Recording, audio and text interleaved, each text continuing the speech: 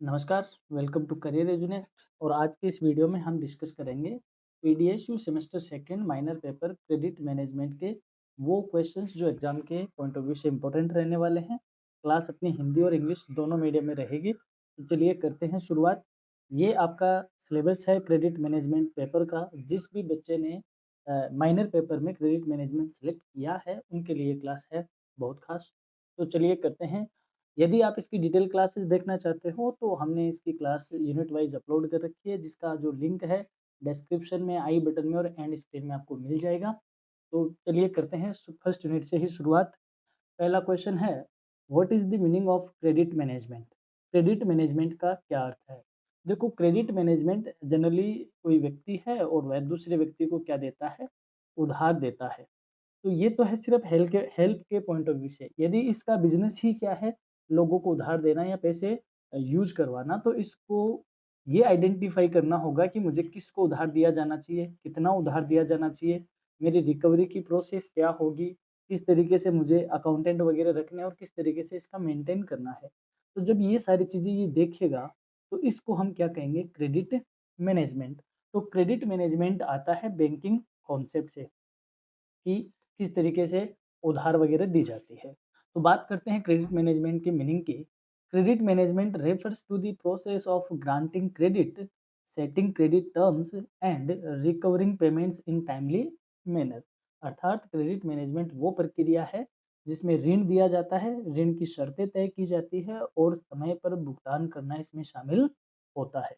It ensures that the business maintains good cash flow and minimizes the risk of bad debt. इसका उद्देश्य व्यापार की नकदी प्रवाह को बनाए रखना है और खराब ऋण के जोखिम को कम करना होता है, कि ऋण में जोखिम कम से कम हो और बेड डेप्स कम से कम हो, अर्थात डूबने का जो रिस्क है वह कम से कम हो। इस प्रोसेस को बोलते हैं bad debts, credit management. Next question है, state any two objectives of credit management.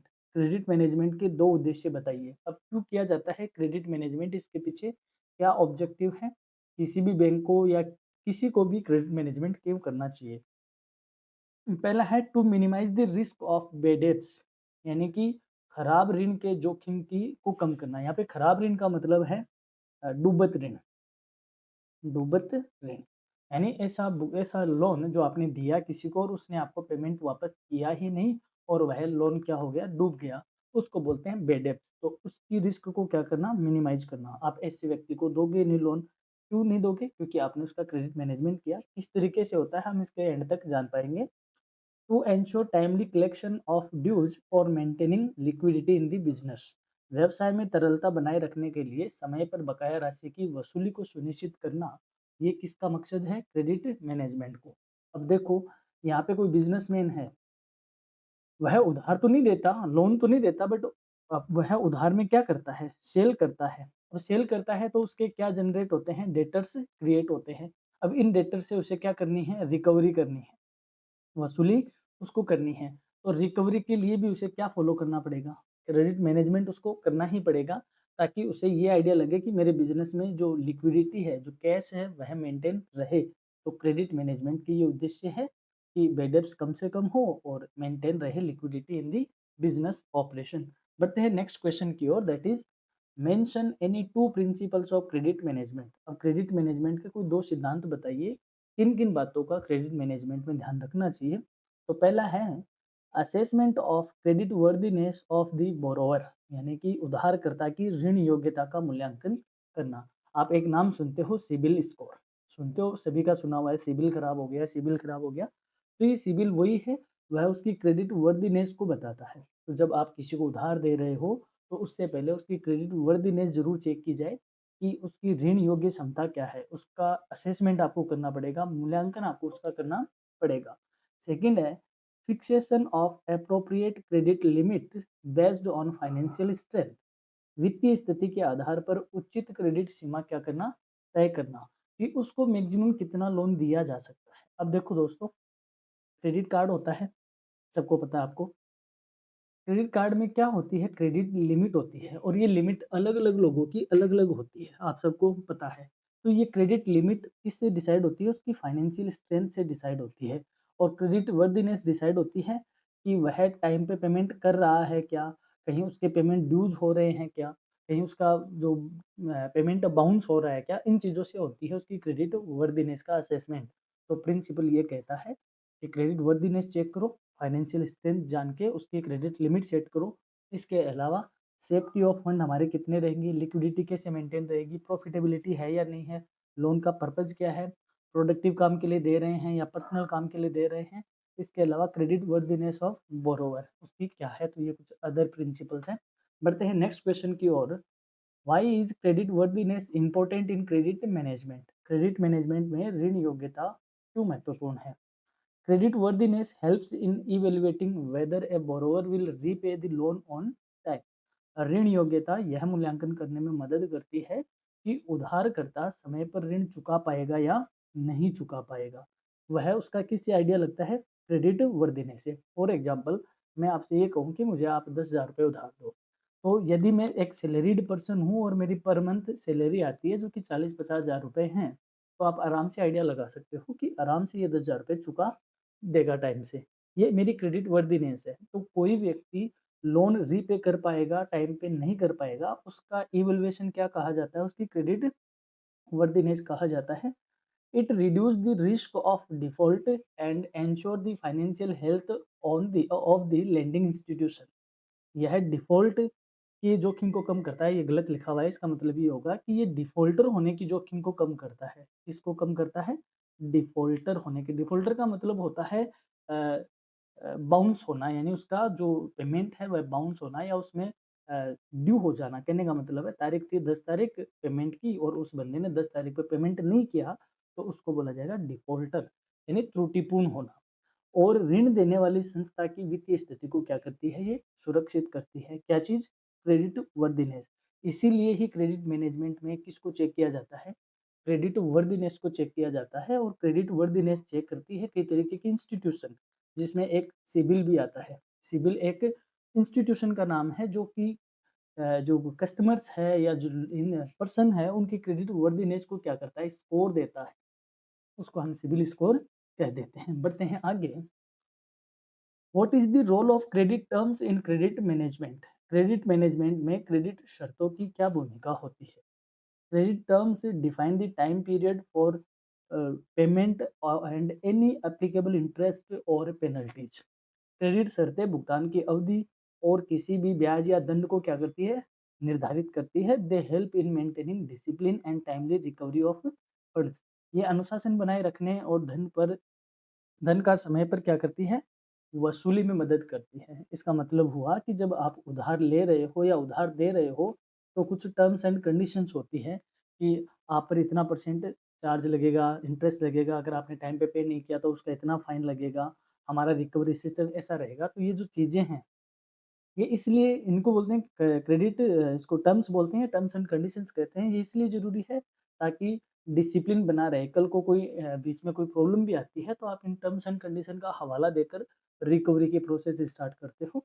तो ये उधार की जो शर्तें हैं वो यही भूमिका रोल प्ले करती है कि टाइम पे जब पेमेंट वापस मिलना होता है तो उसमें क्या बना रहे, एक डिसिप्लिन बना रहे और टाइम पे आपको आपका धन मिलता रहे।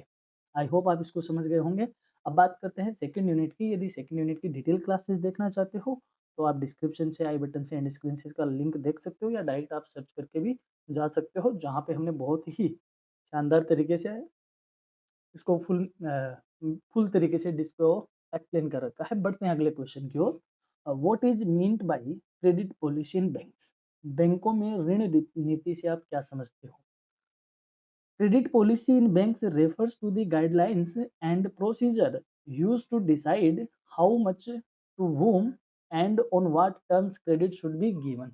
यानी बैंकों की ऋण नीति उन दिशा निर्देशों और प्रक्रियाओं को दर्शाती है जिनके आधार पर यह तय किया जाता है कि कितना, किसे और किन शर्तों पर ऋण दिया जाए। It ensures proper risk management and credit allocation. यह जोखिम प्रबंधन और ऋण वितरण को सुनिश्चित करती है। अब देखो इसमें क्या होता है कि आपने पॉलिसी बना रखी है, आप पैसे उधार देते हो तो आपकी जो पॉलिसी है उसमें आपने ये कह रखा है कि हम 30 दिन से ज़्यादा का उधार नहीं रखते हैं। यदि आप 30 दिन से ज़्यादा का उधार रखते हो तो हम 10% इंटरेस्ट लेते हैं और वो भी हम 2 महीने से ज़्यादा का उधार नहीं देते। तो ये गाइडलाइन आपने पहले ही बनाए रखी है। क्यों बना रखी है? ताकि आपको ये इससे पता चले कि आपको उधार कितना देना है, किसको देना है, किन शर्तों पे देना है। तो ये पहले से डिसाइड करके एक पॉलिसी बनाना ही क्या कहा जाता है? क्रेडिट पॉलिसी कहा जाता है और इसका फ़ायदा क्या होता है? ये रिस्क को मैनेज करता है और साथ ही में जो लोन का आप जो क्रेडिट का एलोकेशन कर रहे हो या डिस्ट्रीब्यूशन कर रहे हो, उसको वह क्या करता है? सही प्रॉपर ढंग से कम्युनिकेट करता है या मैनेज करता है। आई होप आप इसको समझे होंगे। अब बढ़ते हैं आगे की तरफ। Why is credit policy important for banks? अब ये क्यों ज़्यादा ज़रूरी है?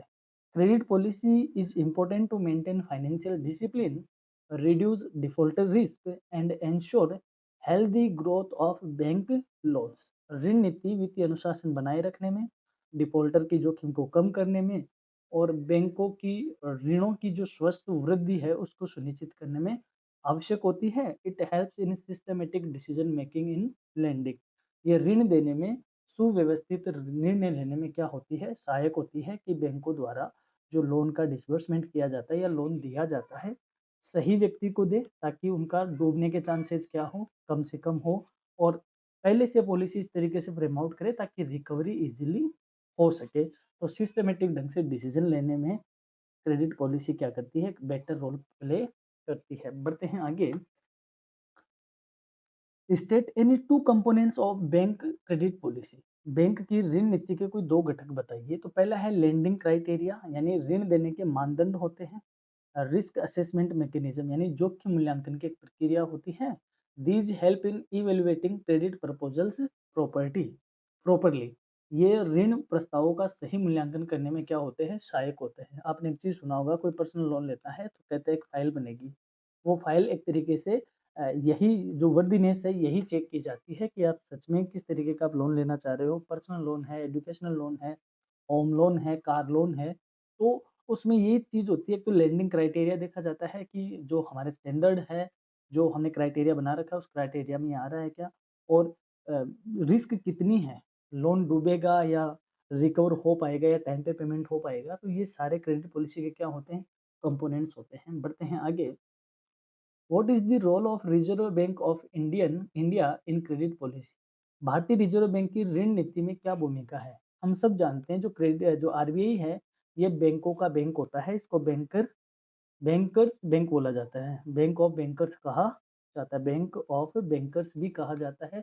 ये इंडिया का सेंट्रल बैंक भी है, बैंकों का सिरमौर है और बैंकों का क्या है? ये रेगुलेटर भी कहा जाता है। अब जब रेगुलेटर है तो इसका मतलब जो ओवरऑल पॉलिसी है वो कौन डिजाइन करेगा? आरबीआई डिजाइन करेगा ताकि सारी जगह काम क्या हो? यूनिफॉर्म काम हो सके। The RBI and the reserve bank of India frames the overall credit policy for the economy. भारतीय रिजर्व बैंक अर्थव्यवस्था के लिए समग्र ऋण नीति तैयार करता है। यह sorry it regulates money supply and interest rate to maintain economic stability. यह मुद्रा आपूर्ति और ब्याज दरों को नियंत्रित करके आर्थिक स्थिरता को क्या रखता है? बनाए रखता है।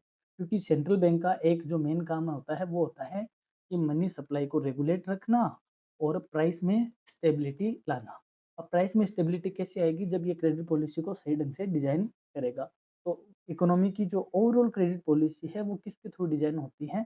आरबीआई के थ्रू डिजाइन होती है, जिसको हम मॉनेटरी पॉलिसी के नाम से भी जानते हैं। बढ़ते हैं आगे। Name any 2 tools used by RBI in credit policy. ऋण नीति में उपयोग किए जाने वाले भारतीय रिजर्व बैंक के 2 उपकरणों के नाम बताओ। अब देखो इसको इस तरीके से समझते हैं, ये क्रेडिट पॉलिसी जिसको मॉनेटरी पॉलिसी भी कहते हैं। 2 तरीके के इसमें टूल्स होते हैं, एक होते हैं क्वांटिटेटिव, पहले लिख देता हूँ क्वांटिटेटिव और दूसरे होते हैं क्वालिटेटिव यानी कि अ, मात्रात्मक और एक होते हैं गुणात्मक। मात्रात्मक में होते हैं जो मनी की जो क्वांटिटी है उसको इम्पैक्ट में डालते हैं और ये है उसकी क्वालिटी को। इसमें कई सारे होते हैं, जैसे एक होता है इसमें रेपो रेट, एक होता है रिवर्स रेपो रेट, एक होता है बैंक रेट, एक होता है सीआरआर यानी कैश रिजर्व रेशियो, एक होता है एसएलआर, एक होता है एमएसएफ। ऐसे कई सारे इसमें होते हैं। वहीं क्वालिटेटिव में क्या होते हैं? क्वालिटेटिव में होता है मोरल शोषण होता है यानी कि नैतिक अनुनय विनय होता है, डायरेक्ट एक्शन होता है, इस तरीके के जो काम है वो सिलेक्टिव होते हैं, वो सारे किस में होते हैं, क्वालिटेटिव में। अब हमसे पूछा है आरबीआई की क्रेडिट पॉलिसी के कोई 2 टूल बताओ, तो टूल बहुत सारे हैं, एक तो कैश रिजर्व रेशियो हो गया और एक रेपो रेट हो गया। तो इस तरीके से और भी बहुत सारे हैं, यदि आप इसकी डिटेल क्लास देखना चाहते हो तो बैंकिंग वाली प्लेलिस्ट में आपको मिल जाएगी। बात करते हैं आगे, what is the need for a sound credit policy in banks? बैंकों में एक सुदृढ़ ऋण नीति की आवश्यकता क्यों होती है? सीधी सी बात है, बैंक अगर लोन दे रहे हैं तो वह लोन डूबना नहीं चाहिए। लोन क्रेडिट पॉलिसी का मतलब यही होता है कि वह लोन डूबना नहीं चाहिए। अब उसको बचाने के लिए बैंकों को एक अच्छी अच्छी साउंड पॉलिसी क्या करनी पड़ेगी, डिजाइन करनी पड़ती है। A sound credit policy ensures safe lending, reduce non performing assets यानी NPH and promotes financial health of the bank. सुदृढ़ ऋण नीति सुरक्षित ऋण वितरण सुनिश्चित करती है और साथ ही में जो गैर निष्पादित संपत्तियां हैं यानी कि एनपीए हैं को कम करती है और बैंकों की वित्तीय स्थिति को सुदृढ़ बनाती है। It protects both the bank and the depositors. ये बैंक और जमाकर्ताओं दोनों को क्या करती है, सुरक्षा प्रदान करती है। इस क्वेश्चन में एक जो इम्पोर्टेंट नाम आया है दोस्तों, वो आया है एनपीए। एनपीए क्या होता है इसको समझो पहले। ये आपके एग्जाम के लिए भी इम्पोर्टेंट है, आपके डायरेक्ट सिलेबस में नहीं है बट क्रेडिट मैनेजमेंट के चैप्टर में ये अपने आप आ जाता है। एनपीए क्या होता है, जैसे मान लो ये बैंक है, बैंक ने दिया है उधार, लोन दिया है, किसी एक्स व्यक्ति को लोन दिया है। एक्स ने क्या किया, पहली किस्त टाइम पे दे दी, दूसरी दे दी, तीसरी दे दी, ऐसे टाइम पे वह किस्तें दे रहा था, लेकिन एक किस्त जैसे मान लो पांचवी किस्त आई, उसने उसका पेमेंट नहीं किया। एक महीना हो गया, अगले महीना भी हो गया, वहां भी उसने पेमेंट नहीं किया, फिर अगला महीना हो गया, वहां भी उसने पेमेंट नहीं किया। पेमेंट कर रहे हुए उसको कितने दिन हो गए, 90 दिन हो गए। तो 90 दिन होने के बाद बैंक उसको किस में कन्वर्ट कर देता है, एनपीए में। अब सर लोन है और नाम इसका असेट्स है, ऐसे कैसे? ऐसा इसलिए, बैंक ने जब हमें उधार दी तो ये बैंक की क्या थी भाई, असेट्स। और इस एक्स व्यक्ति का ये क्या था, लाइबिलिटी थी। ठीक है, तो असेट्स है बैंक की, जब तक ये पेमेंट कर रहा था तब ये परफॉर्म कर रही थी, क्या कर रही थी, परफॉर्म कर रही थी। और अब ये पेमेंट नहीं कर रहा तो इसने परफॉर्म करना क्या कर दिया, बंद कर दिया, इसलिए इसका नाम क्या हो गया, नॉन परफॉर्मिंग असेट्स। ऐसे लोन जो परफॉर्म नहीं हो रहे, या यूं कहे ऐसे लोन जो अब ड्यू में चल रहे हैं, और ड्यू हुए हुए भी कितने दिन, 90 दिन हो गए। तो वो सारे लोन जिनको ड्यू हुए हुए 90 दिन हो गए, उनको बैंक किस में कंसिडर करता है, एनपीए में कंसिडर करता है। तो हम कई बार अखबारों में पढ़ते हैं कि बैंकों पे लोन का या एनपीए का बोझ बढ़ रहा है। तो बैंक एक अच्छी पॉलिसी इसलिए डिजाइन करना चाहता है ताकि उसके एनपीए क्या हो, कम से कम हो। एनपीए का मतलब ही होता है लोन ड्यू हो चुका है, और ड्यू हुए भी 90 दिन से क्या हो गए हैं, ज़्यादा हो गए हैं। तो अच्छी पॉलिसी बैंक के लिए और साथ ही में डिपॉजिटर्स के लिए भी क्या होती है, फायदेमंद होती है। आई होप इसको आप समझे होंगे। अब बढ़ते हैं आगे। Define the term selective credit control. चयनात्मक ऋण नियंत्रण शब्द को परिभाषित करो। Selective credit control is the method used by RBI to regulate credit for specific sector और products, specially to control inflation और स्पेकुलेशन। चयनात्मक शाख नियंत्रण एक ऐसी विधि है जिसका उपयोग आरबीआई विशिष्ट क्षेत्रों या उत्पादों के लिए ऋण को नियंत्रित करने हेतु करता है, विशेषकर महंगाई या सट्टेबाजी को इससे वह क्या करता है, नियंत्रित करता है। यानी सेलेक्टिव का मतलब है पर्टिकुलर किसी एरिया को या किसी सेक्टर को या किसी प्रोडक्ट को, उसको सेलेक्ट करके और उसी के अकॉर्डिंग या उसको ही कंट्रोल करने के लिए जो वर्ड यूज में होता है, that is selective credit control. Basically inflation के लिए, स्पेकुलेशन के लिए इसको यूज किया जाता है। ये एक मॉनेटरी पॉलिसी का या क्रेडिट पॉलिसी का क्या होता है, टूल भी होता है। बढ़ते हैं आगे। How does RBI control inflation through credit policy? RBI credit policy के माध्यम से मुद्रास्फीति को कैसे नियंत्रित करता है, समझते हैं। अभी हमने बात करी थी रेपो रेट की, बैंक रेट की, इन सब की। तो मैं एक बैंक रेट का एग्जांपल लेता हूँ। बैंक रेट क्या होता है, बैंक रेट वो रेट होती है जिस पर बैंक आरबीआई से क्या लेते हैं, लोन लेते हैं, वो भी कौन सा वाला, लॉन्ग टर्म वाला। अब लोन लेंगे तो इस पे कोई ना कोई इंटरेस्ट रेट होगी, डेफिनेटली बात है। अब जब आरबीआई को इन्फ्लेशन को कंट्रोल करना होगा, इन्फ्लेशन को हिंदी में क्या कहते हैं, मुद्रास्फीति भी कहते हैं, और इसको आम भाषा में हम क्या कह सकते हैं, महंगाई। जब आरबीआई को इस इन्फ्लेशन को कंट्रोल करना होगा तो आरबीआई क्या करेगा, इस बैंक रेट को क्या कर देगा, बढ़ा देगा। बैंक रेट बढ़ गई तो बैंकों को मिलने वाला लोन क्या हो गया, महंगा हो गया। अब जब बैंकों को लोन महँगा मिल रहा है तो बैंक आगे भी इस लोन को क्या करेंगे, महँगा ही करेंगे। और जब ये लोन महँगा हो जाएगा तो लोन लेने वालों की जो डिमांड है वो क्या हो जाएगी, कम हो जाएगी। और जब लोन की डिमांड कम हो जाएगी तो मार्केट में मनी सप्लाई क्या हो जाएगी, कम हो जाएगी। मनी सप्लाई कम हो जाएगी तो मार्केट में डिमांड भी, प्रोडक्ट की डिमांड कम हो जाएगी। डिमांड कम होते ही प्राइस क्या हो जाएगी, कम होने लग जाएगी। यानी कहने का मतलब मनी सप्लाई को कंट्रोल करना है। मनी सप्लाई को कंट्रोल करेगा तो इन रेट को क्या करता है, आरबीआई इंक्रीज कर देता है। इस तरीके से आरबीआई इन्फ्लेशन को कंट्रोल करता है through the quantitative measures. RBI increases interest rate and tightens credit availability to reduce spending and control inflation. RBI ब्याज दरें बढ़ाकर और ऋण की उपलब्धता को सीमित करके खर्च को क्या करता है, कम करता है और मुद्रास्फीति को कंट्रोल करता है। This reduces excess demand in the market. इससे बाजार में अतिरिक्त मांग क्या हो जाती है, कम हो जाती है। अतिरिक्त मांग कम होते ही मार्केट में प्रोडक्ट बिकेगा नहीं तो क्या कम हो जाएगी, उसकी प्राइस कम हो जाएगी और प्राइस कम होगी तो महंगाई क्या हो जाएगी, कम हो जाएगी। इस तरीके से आरबीआई क्रेडिट पॉलिसी के थ्रू इन्फ्लेशन को क्या करता है, कंट्रोल करता है। सिंपल सी बात है, रेट को बढ़ाता है। इंटरेस्ट की रेट बढ़ती है तो मार्केट में अपने आप ही आगे प्राइस पे उसका असर देखा जाता है। अब बात करते हैं यूनिट थर्ड की। यूनिट थर्ड को आप डिटेल क्लास में देखना चाहो तो आप हमारे चैनल पे जाकर इसकी पूरी क्लास देख सकते हो। बात करते हैं इसके क्वेश्चंस की।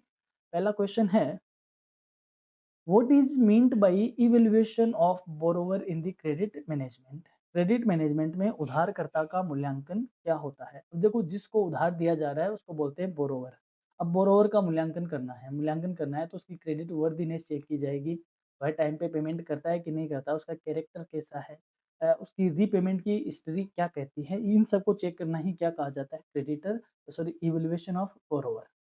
Evaluation of borrower means assessing their ability and willingness to repay the loan. उधारकर्ता का मूल्यांकन उसके ऋण चुकाने की क्षमता और इच्छा का विश्लेषण करना होता है।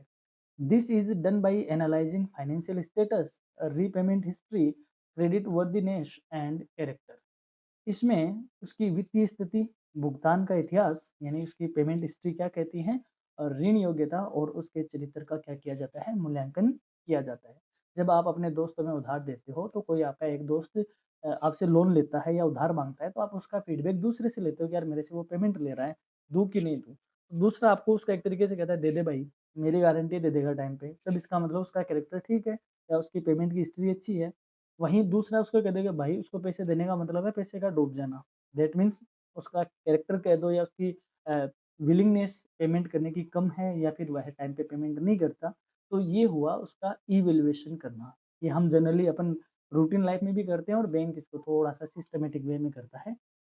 बात करते हैं आगे, what are the 6 Cs of credit evaluation? Credit मूल्यांकन में 6 सी क्या होते हैं? 6 सी क्या होते हैं? Character, capacity, capital, collateral, conditions and credit worthiness और क्रेडिट स्कोर। यानी कि उधारकर्ता का चरित्र, उसकी ऋण योग्यता, उसके पास पूंजी, उसके कोलेटरल यानी संपार्श्विक और क्या फैक्टर है, कंडीशंस और उसकी ऋण योग्यता। These helps in making lending decisions and reduce the risk of default. ये उधारी या ऋण देने लेने और डिफ़ॉल्ट के जोखिम को कम करने में मदद करता है। तो इसको, क्योंकि सारी स्पेलिंग सी से स्टार्ट हो रही है, तो बैंक इन 6 सी को ध्यान में रखकर क्या करता है, बोरोवर का इवैल्यूएशन करता है। आई होप आप इसको समझ गए होंगे, एग्ज़ाम में आपसे पूछा जा सकता है क्वेश्चन। अब बढ़ते हैं आगे। Explain the term character in the 6 Cs of credit. Credit के 6 सी में चरित्र शब्द का क्या अर्थ है? Character refer to the borrower's honesty, reputation and intention to repay the loan. चरित्र का आशय होता है उधारकर्ता की ईमानदारी, उसकी प्रतिष्ठा और ऋण ऋण चुकाने की नीयत से होता है। It is judged through past credit behaviour and references. इसका मूल्यांकन उसके पूर्व के ऋण व्यवहार कैसे रहे हुए हैं, साथ ही में रेफरेंस यानी कि आसपास के लोगों से पूछकर इसके आधार पर इसका किया जाता है। बढ़ते हैं आगे। What is the fair practice code in banking? Banking में फेयर प्रैक्टिस कोड क्या होता है? समझो, जब आप बैंक से लोन ले रहे हो तो बैंक आपको एक परफॉर्मा देता है, उस पे साइन वाइन भी करवाता है। तो आप ये भी तो मान सुनना चाहोगे ना कि बैंक भाई देखो, कल को मैं पेमेंट नहीं कर पाऊँ तो आपका रिकवरी सिस्टम क्या होगा, मुझे समझाओ सारी चीज़ें। तो बैंक उस लोन के रिगार्डिंग जो भी एस्पेक्ट है उनको सारे को खोल-खोल के आपके सामने रख देता है कि देखो हम इस तरीके से हमारी ट्रांसपेरेंसी रहेगी, इस तरीके से हम सारे काम करते हैं। तो इस इन बातों को बताना ही क्या है, ये फेयर प्रैक्टिस कोड है। ये क्या है? Fair practice code. ऐसा नहीं आज आपको बताया बैंक ने वो चीज़ें बताई नहीं और फिर एक दिन आते कि नहीं हम तो आपका घर बेचेंगे और आपसे लोन लेंगे। तो इस तरीके की बातें नहीं होती। चीज़ें सारी ट्रांसपेरेंट हो, उसको बोलते हैं फेयर प्रैक्टिस करना। Fair practices code is a set of guidelines issued by RBI to ensure transparency, fairness and non-discrimination in lending by banks and financial institutions.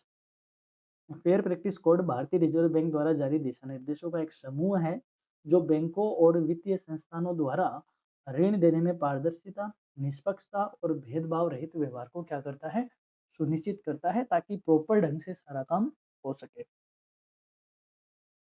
Next question है, name any two principles under the fair practice code. Fair practice code के दो सिद्धांतों के नाम लिखिए। Providing clear loan terms to the borrower, उधारकर्ता को ऋण की शर्तें स्पष्ट रूप से बताना।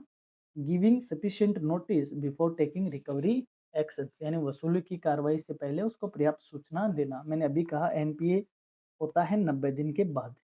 तो क्या 90 दिन तक बैंक हाथ पे हाथ रख के बैठता है? नहीं। बैंक आपको एसएमएस के थ्रू, कॉल के थ्रू, ईमेल के थ्रू, लेटर के थ्रू और अपने बंदे भेजकर हर तरीके से आपको बताता है कि देखो भाई साहब लोन का टाइम हो गया, ड्यू चल रहा है, आप दे नहीं रहे हो। उसके बाद भी रिकवरी का एक प्रॉपर प्रोसेस होता है। तो ऐसा नहीं कि आपने लोन चुकाया नहीं, आपको 2 दिन हो गए और बैंक आया, बस निकलो भाई यहाँ से हम घर बेचेंगे, ऐसा कुछ नहीं होता है। तो रिकवरी प्रक्रिया शुरू करने से पहले आपको प्रॉपर नोटिस दिए जाए, giving sufficient notice before taking recovery actions, इसको बोलते हैं फेयर प्रैक्टिस कोड। बढ़ते हैं आगे। नेक्स्ट है, define individual borrowers as a type of borrower. उधारकर्ताओं के प्रकार में व्यक्तिगत उधारकर्ता किसे कहते हैं? Individual borrowers are person who borrow money for personal in home, education and और कंजप्शन पर्पज। व्यक्तिगत उधारकर्ता वो व्यक्ति होता है जो व्यक्तिगत या आवास या शिक्षा या उपभोग के लिए ऋण लेते हैं। They form a major part of retail lending, ये रिटेल लेंडिंग का बड़ा हिस्सा है जिसको हम कहते हैं ना, पर्सनल लोन ले ले या एजुकेशन लोन ले ले, होम लोन ले ले, कार लोन ले ले, ये सारे इंडिविजुअल बोरोवर्स कहे जाते हैं। अब बात करते हैं वो are industrial borrower. Industrial borrower कौन होते हैं? Industrial borrower are business entities that take loans for setting up or expanding industrial units. औद्योगिक उधारकर्ता वे व्यावसायिक संस्थाएं होती हैं जो उद्योग स्थापित करने या उसका विस्तार करने के लिए लोन लेती है, अर्थात जो बिजनेस लोन लेते हैं उसको इंडस्ट्रियल बोरोवर्स कहते हैं। They usually required large amounts of credit and detailed evaluation. सामान्यतः इनको बड़ी राशि का लोन चाहिए और इनकी डिटेल इवेल्युएशन की जाती है, उसकी इसमें आवश्यकता होती है। नेक्स्ट क्वेश्चन है, what are the special type of borrowers. अब विशेष प्रकार के उधारकर्ता कौन है? Special types of borrowers include trust, cooperative societies, partnership firms, government bodies etcetera. विशेष प्रकार के उधारकर्ताओं में ट्रस्ट आते हैं, सहकारी समितियां आती है, साझेदारी फर्म आती है, सरकारी बॉडी आती है। They need specific credit assessment based on their legal status. इनका मूल्यांकन उनकी कानूनी स्थिति के आधार पर किया जाता है। अब बात करते हैं फोर्थ यूनिट की। फोर्थ यूनिट की डिटेल क्लास के लिए आप विजिट कीजिए, जहाँ पे हमने फोर्थ यूनिट को बहुत ही डिटेल तरीके से एक्सप्लेन किया है। बात करते हैं कुछ इंपॉर्टेंट अनाउंसमेंट की। हर तरीके की class AEC, VAC, minor, VAC, SSC और भी मैनी मोर क्लासेस हमने अपलोड कर रखी है। अब वहाँ पे जाके जरूर क्लास को चेक कीजिए। फर्स्ट सेमेस्टर सेकंड और सेमेस्टर फोर्थ दोनों की क्लासेस आपको मिल जाएगी। बात करते हैं नेक्स्ट क्वेश्चन की, what is meant by DRT, debt recovery tribunal. ऋण वसूली अधिकरण से आप क्या समझते हैं? देखो ये बैंक है, बैंक ने फलाने को लोन दिया, वह टाइम पे अब दे नहीं रहा, बैंक अपनी कोशिश कर लिया और लोन की अमाउंट 20 लाख से ज़्यादा भी है, तो बैंक क्या करेगा, इस केस को पकड़ाएगा एक अथॉरिटी को, जिसको कहेंगे डेट रिकवरी ट्रिब्यूनल, कि आप इसको रिकवर करके हमें दो। तो लोन रिकवर करने का एक स्पेशल ट्रिब्यूनल है, उसको कहते हैं DRT. A debt recovery tribunal is a quasi-judicial body established to recover loans and debts due to banks and financial institutions. ऋण वसूली अधिकरण एक अर्ध न्यायिक संस्था है जो बैंकों और वित्तीय संस्थानों की बकाया ऋण वसूली के लिए स्थापित किया गया है। It deals with cases where the amount is ₹20 lakh और मोर। जहां पर ये उन मामलों की सुनवाई करता है जिनकी राशि 20 लाख या उससे क्या होती है, ज्यादा होती है। नेक्स्ट क्वेश्चन है, what is the main objective of setting up DRT. DRT की स्थापना करने के मुख्य उद्देश्य क्या है? The main objective of DRT is to provide a fast, efficient and specialized mechanism for resolving loan recovery cases outside regular civil courts। DRT स्थापना का मुख्य उद्देश्य है ऋणों की वसूली के मामले को सामान्य सिविल अदालतों से अलग एक तेज, कुशल और विशेषज्ञ प्रणाली द्वारा सुलझाना चाहिए। क्योंकि जो रेगुलर सिविल कोर्ट है वहाँ पे तो पहले से बहुत सारे मामले हैं, तो अगर उनमें लेके जाएंगे तो अपना मामले का नंबर तो बहुत सालों से नहीं आएगा। इसलिए डीआरटी स्पेशल उन केसों के लिए है जिनको हमें फास्ट लेके जाना है, एफिशिएंट और स्पेशल मैकेनिज्म से तुरंत सोल्व करना है, जिनकी अमाउंट 20 लाख से क्या हो, ज़्यादा हो। नेक्स्ट क्वेश्चन है, mention any two functions of DRT. ऋण वसूली अधिकरण के कोई दो कार्य बताओ। बहुत सारे काम है, दो कार्य देख लेते हैं। To hear loan defaults cases filed by banks. बैंकों द्वारा दायर किए गए ऋण डिफॉल्ट मामलों की सुनवाई करना। To issue recovery certificates for recovering dues from borrowers. और उधारकर्ताओं से बकाया वसूली के लिए वसूली प्रमाण पत्र क्या करना, जारी करना। क्योंकि पहले तो उनका केस की सुनवाई करेगा, फिर उनको एक सर्टिफिकेट जारी करेगा, नोटिस देगा, और उसके बाद अपनी प्रोसेस भी स्टार्ट करेगा। नेक्स्ट क्वेश्चन है, what is the procedure followed by DRT in loan recovery cases.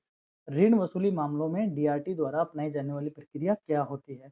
DRT receives an application. पहले इनको बैंक अप्लाई करता है कि भाई देखो हमारा ये केस है, आप इसको देखो।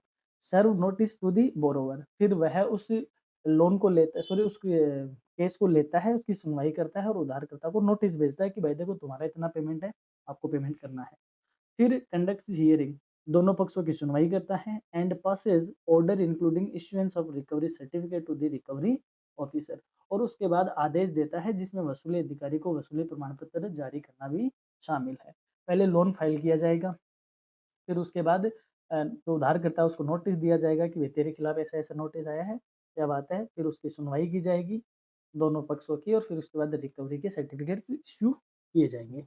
नेक्स्ट क्वेश्चन है, what are the powers of debt DRT. DRT यानी ऋण वसूली अधिकरण की क्या शक्तियां है? DRT has power similar to a civil court. DRT को सिविल कोर्ट जैसी शक्तियां प्राप्त है। इट कैन समन विटनेस, ये गवाह को बुला सकता है।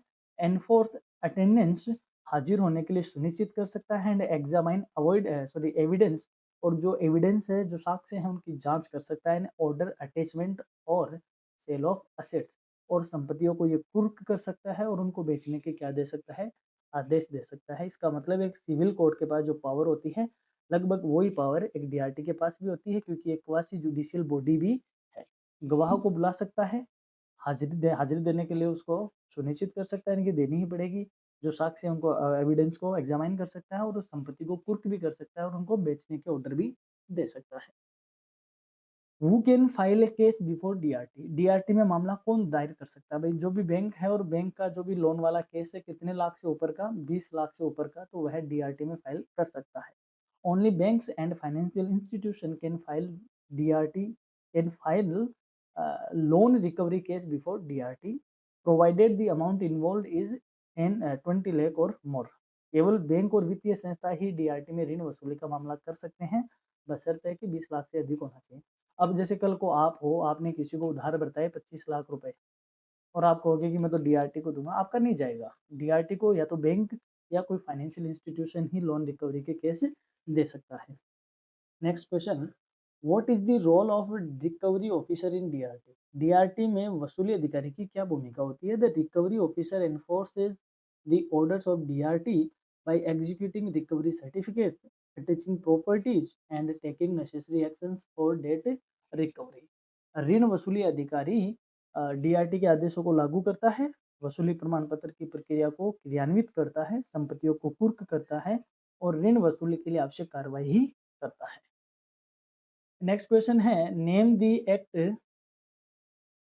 The act under which DRTs are established. DRT की स्थापना किस अधिनियम के अंतर्गत की गई है? DRTs are established under the recovery of debts and bankruptcy act 1993, formerly RDDBFI act 1993। यानी डीआरटी की स्थापना ऋण वसूली और दिवाला अधिनियम 1993 में, पहले ये अधिनियम इस नाम से चलता था, के अंतर्गत की गई है। क्योंकि कोई भी अगर बॉडी बनती है तो वो कहीं न कहीं किसी न किसी एक्ट के अंदर ही बनती है, तो इसका जो एक्ट है that is recovery of debts and bankruptcy act 1993। तो ये थी अपनी क्लास आज की, जिसमें हमने क्रेडिट मैनेजमेंट जो माइनर पेपर है सेमेस्टर सेकंड का, उसको हमने यहाँ पे डिस्कस किया। तो यदि आपको क्लास अच्छी लगती है तो आप लाइक करें, कमेंट करें, कौन-सी ऐसी क्लासेज़ है जो हमें और लेके आनी चाहिए उसका आप हमें बताएँ, लिख के भेजें। आप हमसे व्हाट्सएप पे भी संपर्क कर सकते हो। पीडीएफ के लिए आप हमारी वेबसाइट को ज़रूर विज़िट कीजिए। जुड़े रहिए, बने रहिए आपके अपने करियर रेज़ोनेस के साथ। धन्यवाद।